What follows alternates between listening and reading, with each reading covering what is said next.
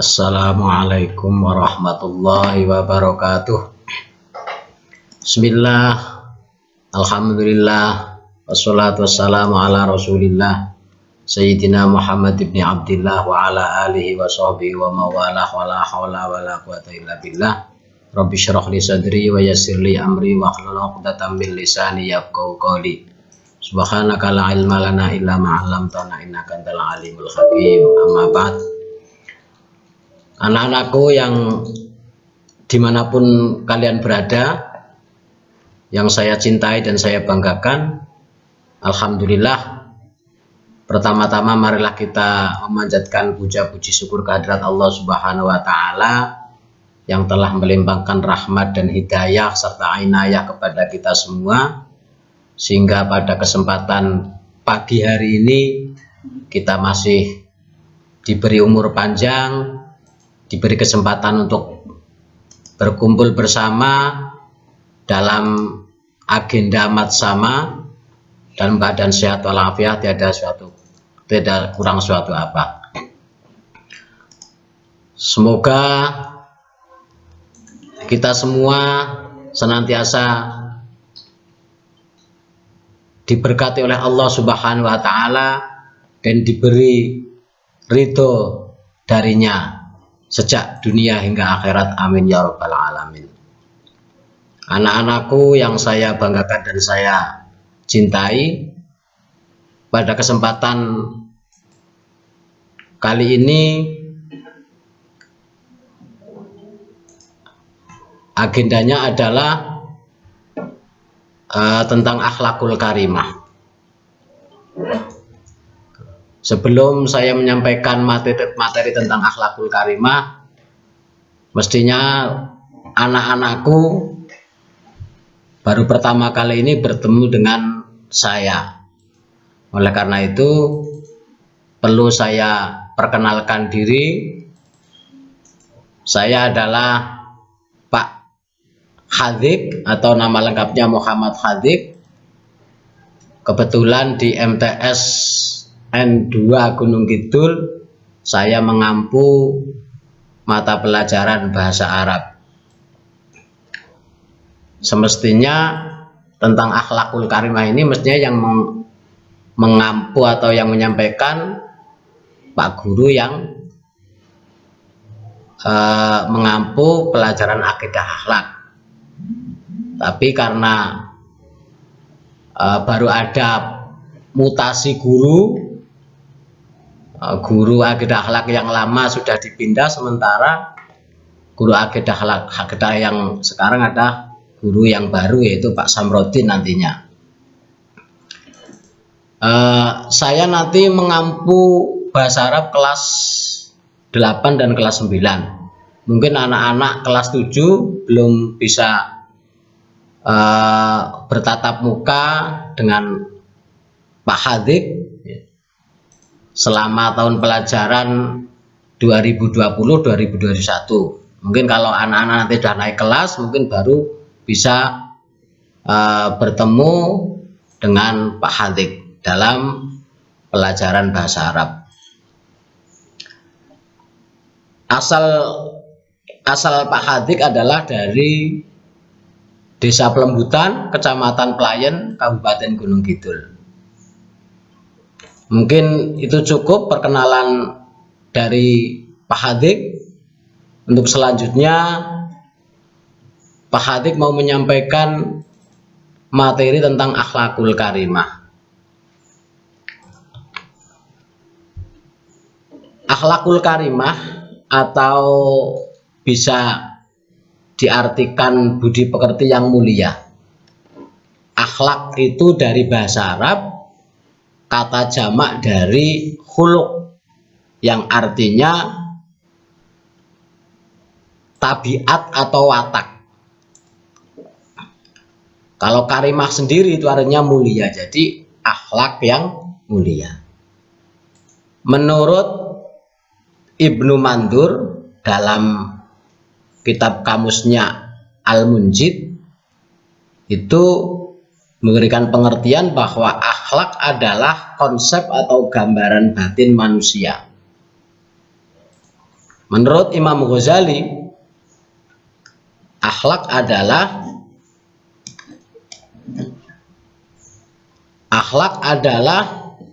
aktivitas aktivitas yang tertancapkan di dalam batin manusia, di mana dengan aktivitas tersebut akan muncul perilaku-perilaku lahiriah dengan mudah tanpa harus berpikir dan beride.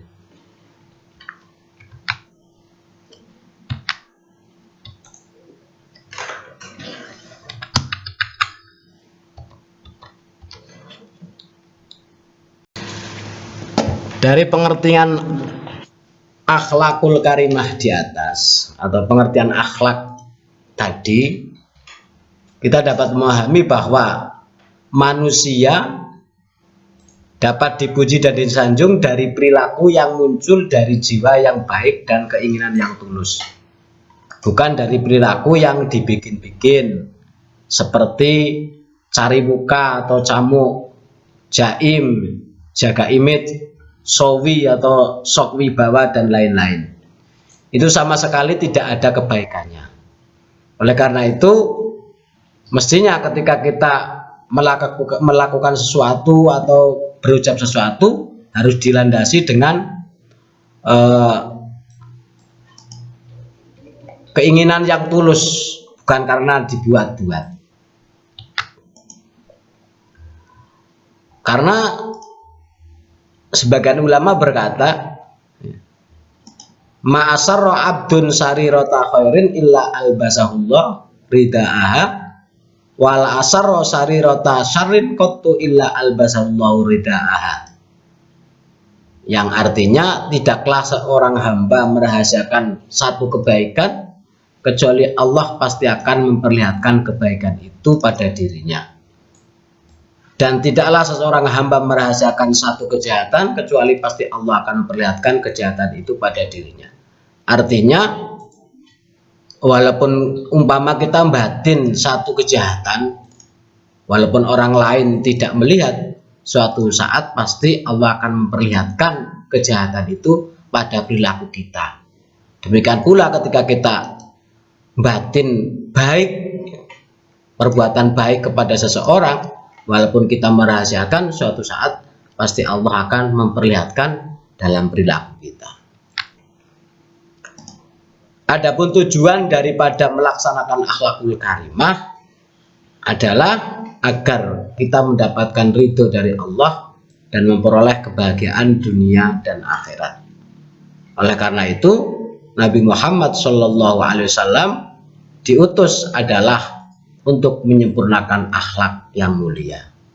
Dalam hadisnya, mungkin barangkali anak-anak yang ada yang sudah hafal, mungkin ada anak-anak yang dari MI, hadisnya berbunyi, innama bu'istu liutammima makarimal akhlak.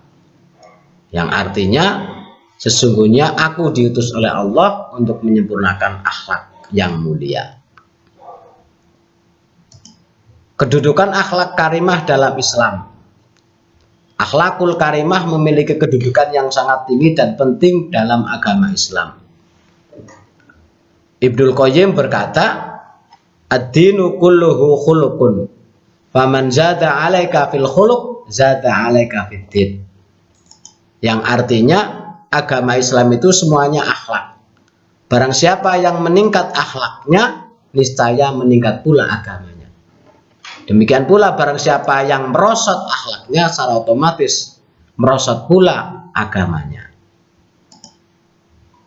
Hadis Nabi Muhammad SAW bersabda, khairukum ahsanukum khuluqan.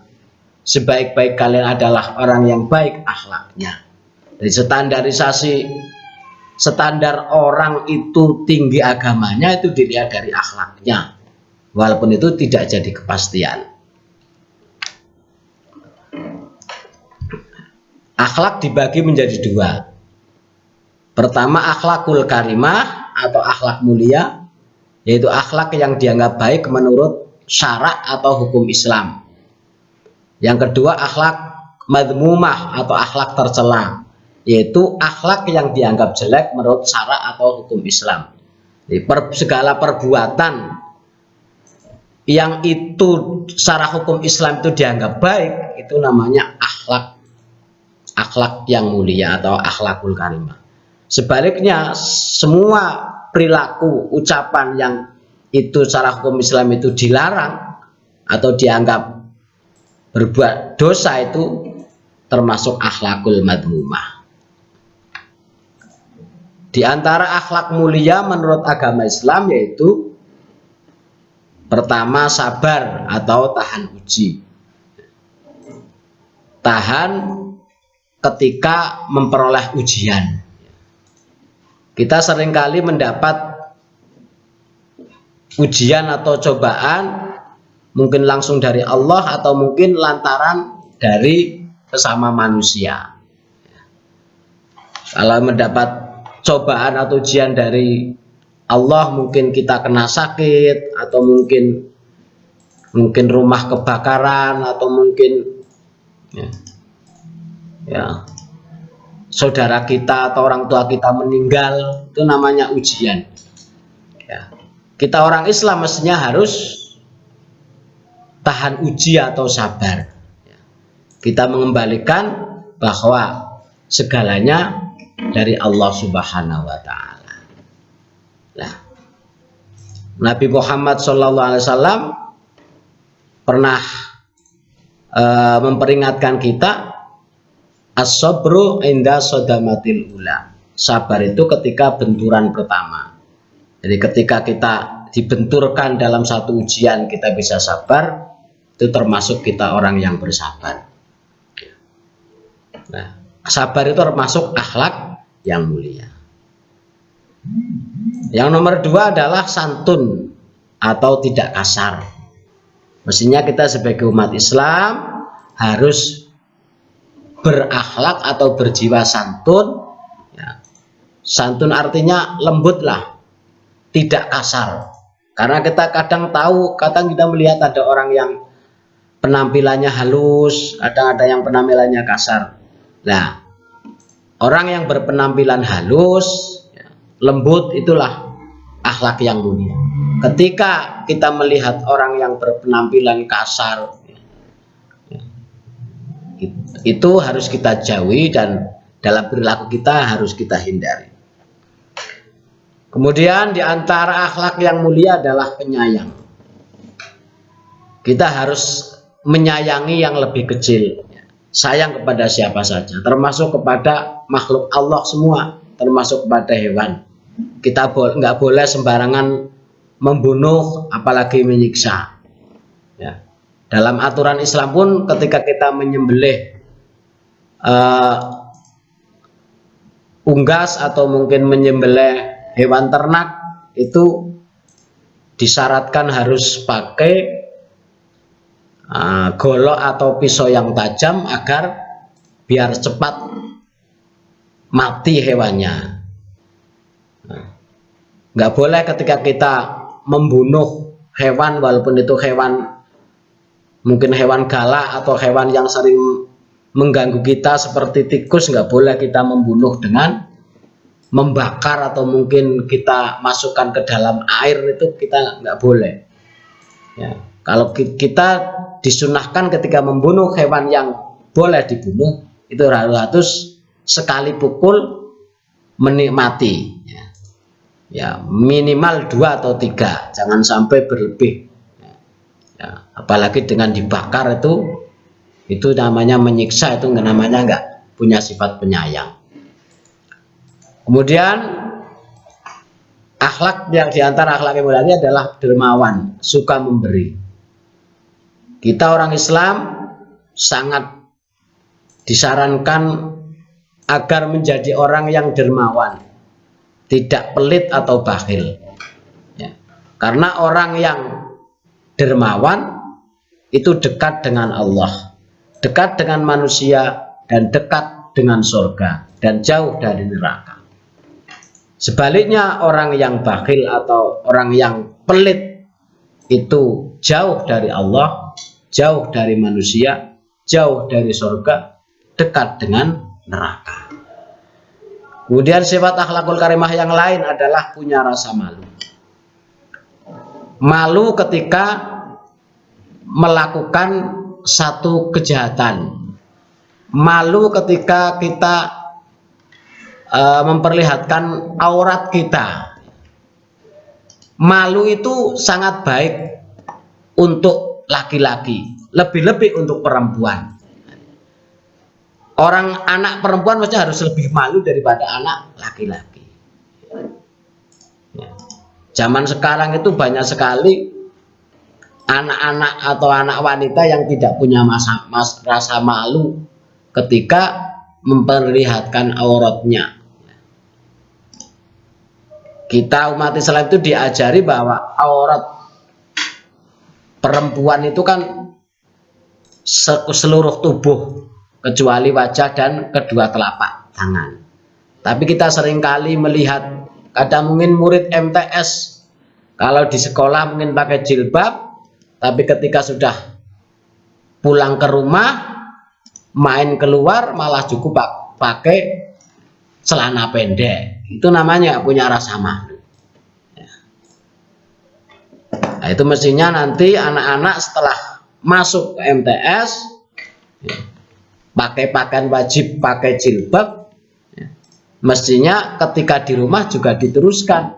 Jangan cuman pakai jilbab, pakai rok panjang di sekolah, kemudian ketika pulang ke rumah terus main keluar ke pasar malah pakai rok mini atau mungkin pakai celana pendek, bahkan mungkin celana panjang tapi yang model pensil yang ketat-ketat, yang seluruh tubuhnya bisa diperlihatkan oleh orang lain. Itu namanya nggak punya rasa malu. Nah, di antara akhlakul karimah itu adalah harus punya rasa malu. Kemudian berikutnya adalah tawadhu atau merendah diri. Dalam arti kita jangan merasa lebih ya dari orang lain. Ya. Kita harus merasa di bawah orang lain. Itu sifat tawadhu. Jangan merasa kita lebih pintar, jangan merasa kita lebih kaya, jangan, pokoknya kalau kita merasa lebih dari orang lain itu namanya nggak punya sifat tawadhu.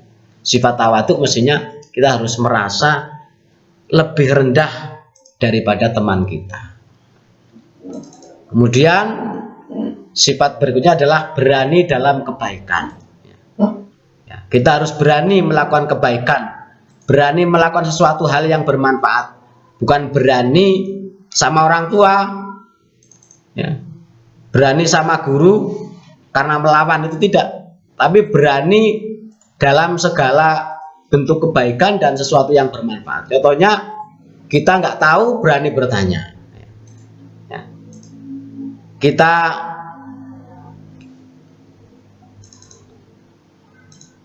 jangan sampai ketika kita tidak tahu kemudian malu bertanya, itu namanya kurang berani. Ya.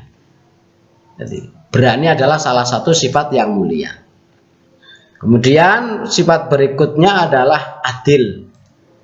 Adil itu orang tidak kok memberikan sesuatu yang sama, itu tidak. Tapi itu ya bisa diartikan begitu. Tapi yang artinya adil adalah menempatkan sesuatu pada tempatnya.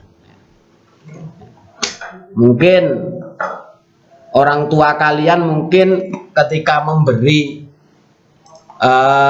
sangu kepada kalian sama adik kalian atau mungkin sama kakak kalian mungkin dibedakan, itu bukan berarti tidak adil. Mungkin karena melihat kebutuhan, mungkin kakak kamu mungkin dikasih lebih banyak daripada kamu. Mungkin karena kakak kamu sekolahnya sudah di SMA, mungkin kebutuhannya lebih banyak, ya. Atau mungkin jarak berangkatnya lebih jauh daripada kalian. Jadi adil di sini bukan berarti memberi yang sama jumlahnya, tapi menempatkan sesuatu pada tempatnya. Itu adil. Kemudian sifat berikutnya adalah suka berbuat kebaikan.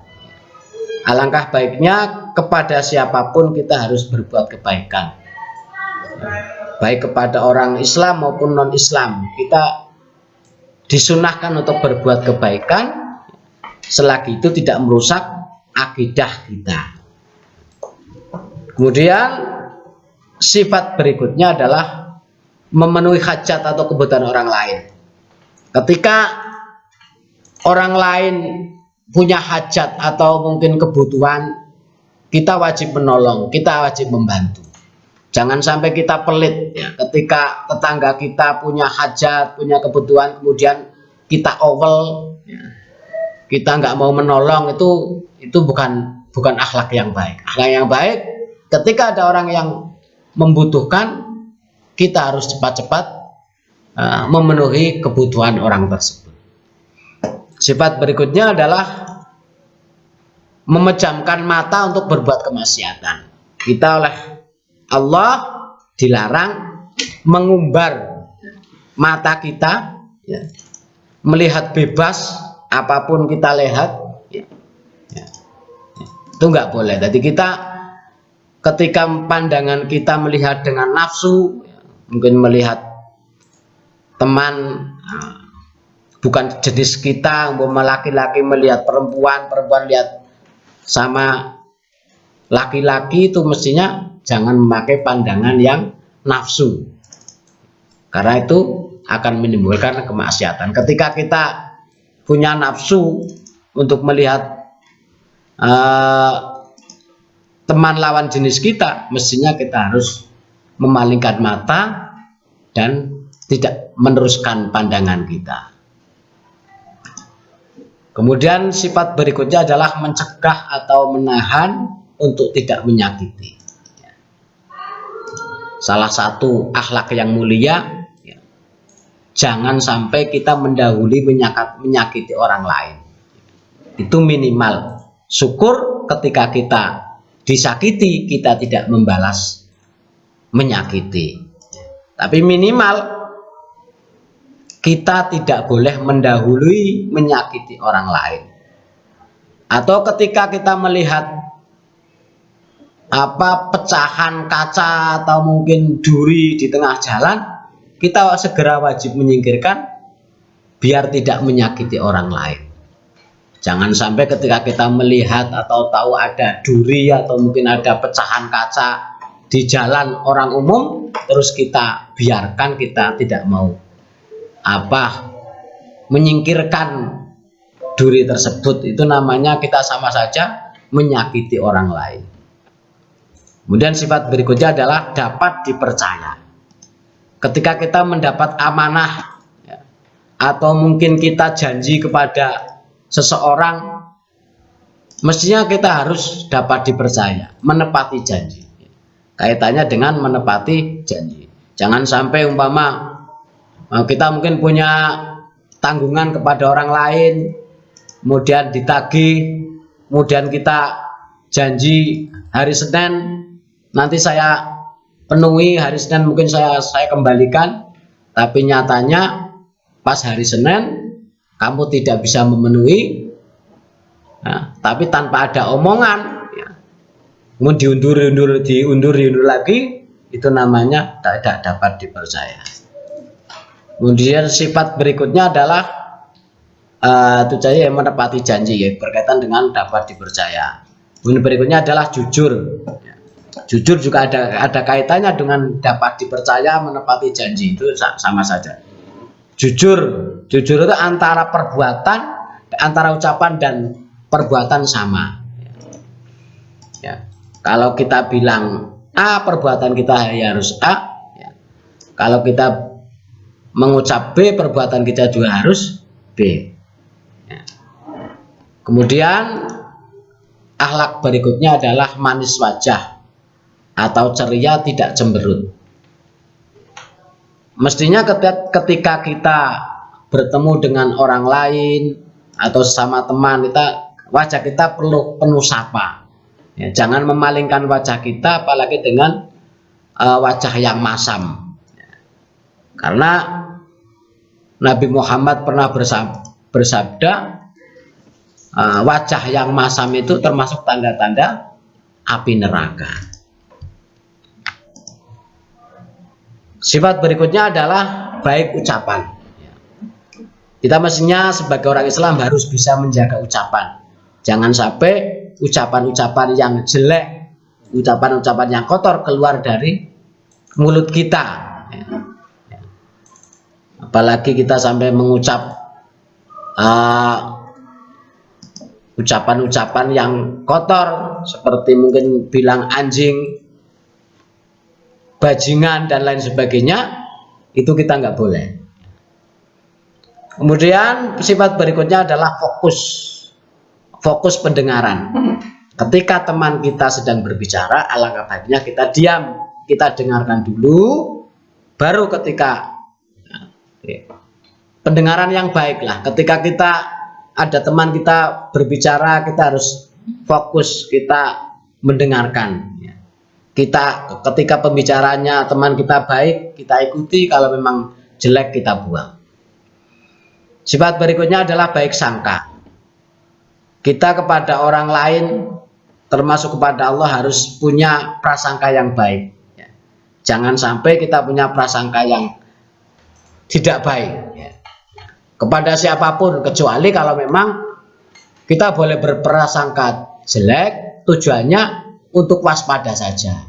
Umpama ada teman kita yang sudah terkenal tukang mencuri gitu. Lah kita itu buruk sangka menjaga barang kita, mengamankan barang kita, bukan berarti kita buruk sangka, tapi untuk menjaga-jaga saja. Nah, tapi kepada orang yang memang orang yang belum jelas, artinya memang orang yang tidak jelas, dia memang bukan orang jahat, ya kita nggak boleh buruk sangka. Kemudian sifat yang lain adalah menghormati yang lebih tua. Dalam hadis disebutkan, bukan golongan kami orang yang tidak menghormati orang tua dan orang yang tidak menyayangi yang lebih muda. Nabi Muhammad bersabda, bukan golongan kami orang yang tidak menghormati yang lebih tua dan tidak menyayangi yang lebih muda. Kemudian termasuk akhlakul karimah adalah memenuhi undangan. Ketika kita diundang untuk hajatan, mungkin untuk selamatan dan sebagainya, kita wajib memenuhi undangan itu. Undangan apa saja? Kalau undangan itu untuk kebaikan, untuk kepentingan umum, kita wajib mendatangi undangan tersebut. Selagi dalam acara tersebut itu tidak ada hal-hal yang sifatnya melanggar hukum Allah atau mungkin kemaksiatan. Nabi Muhammad telah bersabda, itu ad-du'a idza du'itum. Datangilah undangan ketika kalian diundang. Kemudian sifat berikutnya adalah memperbaiki hubungan manusia. Ketika kita melihat teman kita ada yang mungkin bertengkar, tetangga kita ada yang bertengkar, kita berusaha untuk merukunkan antara tetangga atau teman kita yang sedang bermusuhan atau mungkin memutus hubungan silaturahim. Nah, sifat senang ngakur ke antara teman dan antara manusia itu termasuk akhlakul karimah. Kemudian sifat berikutnya adalah memiliki cita-cita yang mulia, cita-cita yang tinggi. Ya. Ada peribahasa, gantungkan cita-citamu setinggi bintang di langit. Nah, mestinya kita sebagai manusia muslim harus punya cita-cita yang tinggi. Jangan punya cita-cita yang rendah. Cita-citalah setinggi mungkin, semulia mungkin. Bisa punya cita-cita jadi presiden, boleh-boleh saja. Cita-cita dari menteri, boleh. Cita-cita jadi mungkin jadi dokter. Kedudukan yang mulia-mulia kita diperbolehkan. Jangan sampai kita punya cita-cita jadi pemulung, itu jangan sampai. Kecuali kalau sudah kepepet ya nggak masalah. Tapi kalau mestinya kita punya cita-cita yang mulia dan tinggi. Karena dengan cita-cita yang mulia dan tinggi itu nanti kita terdorong, termotivasi untuk melakukan, berusaha untuk mencapai cita-cita tersebut. Kemudian berikutnya adalah mendahulukan orang lain dalam hal keduniaan. Contohnya, ketika ada orang butuh, kita juga butuh. Sementara ada orang yang mau menolong kepada kita dan teman kita, padahal barang yang untuk menolong cuma pas-pasan untuk satu orang, mestinya kita lebih mendahulukan orang lain. Itu mendahulukan orang lain dalam hal keduniaan. Tidak boleh. Tapi kalau dalam hal agama kita tidak diperbolehkan. Contohnya, ketika kita sholat dalam shaf, ya, ada orang tua shaf depan itu masih kosong, itu kita nggak boleh mempersilahkan orang tua. Kita harus mendahulukan diri kita. Kalau dalam hal agama, ya, dalam hal kesunahan, kita harus mendahulukan diri kita sendiri. Kemudian akhlak yang mulia lagi adalah suka memberi hadiah. Jadi kita suka memberi hadiah dan tidak menolaknya. Ketika kita diberi hadiah juga tidak boleh menolaknya. Berikutnya adalah menjaga perasaan orang lain. Kita harus pandai-pandai, jangan sampai orang lain itu merasa perasaannya disakiti oleh kita.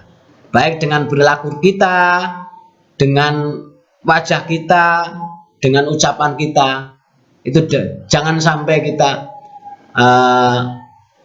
menyakiti perasaan orang lain. Kemudian adalah mengobati sakit hati orang lain. Ketika ada orang lain yang hatinya sakit, mestinya kita berusaha untuk bisa menghibur agar sakit hati orang lain itu bisa terobati. Itu diantara sifat-sifat atau akhlakul karimah yang dapat kita sampaikan. Masih banyak sekali. Yang penting lagi adalah faktor-faktor atau sarana yang mempermudah memperoleh akhlak mulia. Pertama adalah salamatul akidah atau keyakinan atau keimanan yang sehat. Keimanan yang sehat mestinya ya sesuai dengan Islam itu ada 6. Kita percaya kepada Allah Subhanahu wa Ta'ala, percaya kepada Rasul-Rasul Allah, malaikat-malaikat Allah, dan seterusnya. Kita percaya bahwa segala sesuatu itu datangnya dari Allah. Ya, dengan keyakinan yang kuat tersebut, ya, maka akhlak kita insya Allah akan menjadi baik. Karena kesempurnaan keimanan orang itu disesuaikan dengan kebaikan akhlaknya. Nabi Muhammad pernah bersabda, akmalul mukminin imanan ahsanuhum akhlaqan.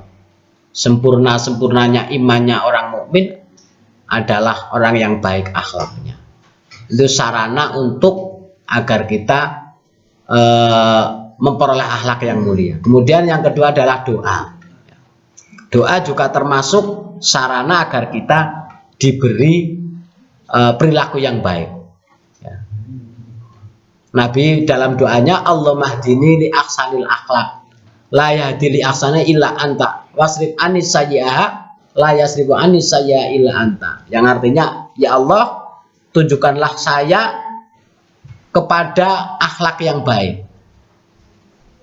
Tidak bisa menunjukkan ke akhlak yang baik kecuali Engkau, dan hindarkanlah saya dari akhlak-akhlak yang jelek, dan tidak bisa menghindarkan dari saya akhlak yang jelek kecuali Engkau. Kemudian sarana berikutnya adalah mujahadatun nafsi, berjuang untuk memerangi hawa nafsu. Hawa nafsu itu keinginan diri kita yang selalu ingin enak-enak. nafsu ya, mendorong berbuat yang tidak baik dan kejahatan itu harus kita lawan ya. Karena dengan mujahadah, dengan memerangi keinginan kita ya, yang selalu ingin bebas, ingin enak, insya Allah Allah akan menunjukkan kita ke jalan yang baik dan memperoleh perilaku-perilaku yang baik. Karena akhlak yang mulia termasuk hidayah dari Allah Subhanahu wa taala. Allah dalam Al-Qur'an berfirman, "Walladzina jahadu fina lanahdiyannahum subulana wa innallaha lama'al muhsinin." Yang artinya orang-orang yang berjuang di jalan kami, niscaya kami akan memberikan petunjuk kepada mereka jalan kami, yaitu jalan yang benar, yaitu kaitannya dengan akhlakul karimah. Dan sesungguhnya Allah itu bersama orang-orang yang berbuat baik. Mungkin demikian anak-anakku yang saya cintai dan saya banggakan tentang akhlakul karimah. Semoga kalian dapat memetik sebagian, mungkin sebagian kecil, syukur semuanya apa yang telah Pak Hatik sampaikan. Kurang lebihnya minta maaf. Selamat belajar. Wassalamualaikum warahmatullahi wabarakatuh.